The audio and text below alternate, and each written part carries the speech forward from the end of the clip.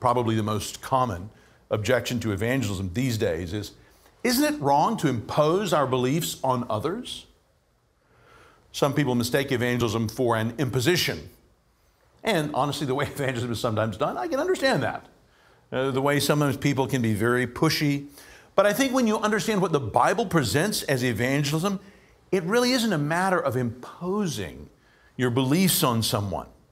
I mean, first of all, you understand them to be beliefs that are not mere opinions, but they are facts.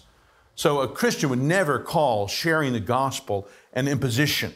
Kind of like I wouldn't say that the pilot who flew me here from Washington imposed his understanding of the Orlando airport on me, when he brought the plane in and landed the plane. All the passengers, as far as I can tell, were quite happy with his understanding of where the airport was, and we landed right on the runway.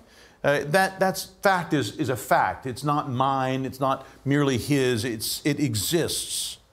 Second of all, they're not yours in the sense that they don't uniquely pertain to you or your perspective or your experience in the sense that you've made them up. Like, this is how I like to think of God.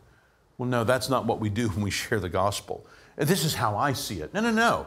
When we present the gospel, we're presenting the Christian gospel. We're not just presenting something that's helped Tom or helped Sarah. No, we are presenting something that is true. You didn't invent it. You have no authority to alter it. You're simply passing along some wonderful report, some wonderful news. And finally, on this objection or this misunderstanding, in biblical evangelism, we don't impose anything. In fact, we really can't. You see, according to the Bible, evangelism is simply telling the good news. It's not making sure the other person responds to it correctly, though we try, we persuade. I wish we could. But according to the Bible, we cannot make sure someone else responds positively. According to the Bible, the fruit of evangelism comes from God. We can sow the seed, but only God can give life and growth. I'm alluding there to 1 Corinthians chapter 3, where Paul wrote to the Corinthians, "What after all is Apollos, and what is Paul? Only servants through whom you came to believe, as the Lord has assigned to each his task. I planted the seed, Apollos watered it, but God made it grow. So neither he who plants nor he who waters is anything, but only God who makes things grow." So I can't make anyone a Christian.